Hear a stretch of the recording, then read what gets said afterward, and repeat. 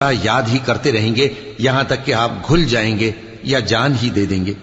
انہوں نے کہا کہ میں تو اپنے غم و اندوہ کا اظہار اللہ سے کرتا ہوں اور اللہ کی طرف سے وہ باتیں جانتا ہوں جو تم نہیں جانتے۔ اے بیٹو، یوں کرو کہ ایک دفعہ پھر جاؤ اور یوسف اور اس کے بھائی کو تلاش کرو، اور اللہ کی رحمت سے نا امید نہ ہونا کہ اللہ کی رحمت سے تو کافر لوگ ہی نا امید ہوا کرتے ہیں۔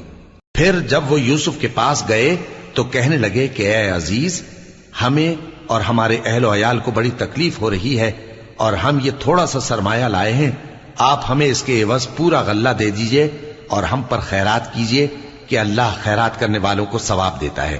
یوسف نے کہا، تمہیں معلوم ہے کہ جب تم نادانی میں پھنسے ہوئے تھے تو تم نے یوسف اور اس کے بھائی کے ساتھ کیا کیا تھا؟